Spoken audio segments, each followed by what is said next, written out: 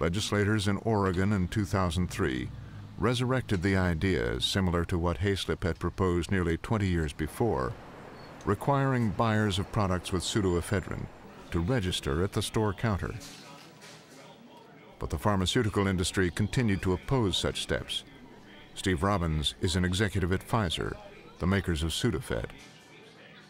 I think when we talk about methamphetamine, you have to do more on the consumption side, what is driving addiction and usage, than just the supply side. And so I think the answer that, hey, if we got rid of this particular ingredient, wouldn't meth no longer be a problem?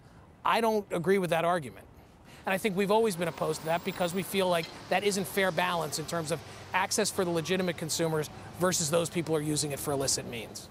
I struggle with how they can sleep at night after having accomplished what they needed accomplished to protect profits over the health, welfare, and safety of our community, in particular, drug-endangered children. Rob Bovet was a leading supporter of the Oregon legislation to put cold medicines behind the counter. The DEA commissioned a study back in 2001 to look at the Portland area convenience stores. And what that study concluded was that about 75% of the pseudoephedrine that was going into those convenience stores was being diverted to make methamphetamine. And the pharmaceutical companies are getting paid for those products whether they're being diverted or not. It doesn't matter. They're still making their money.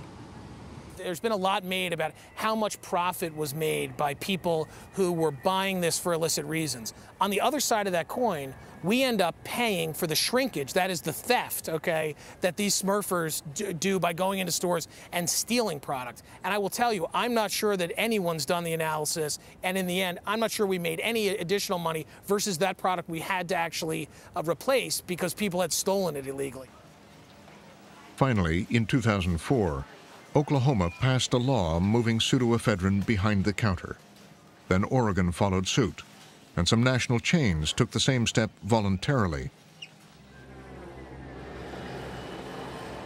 But the Mexican drug cartels had by then found a far better source of pseudoephedrine close to home.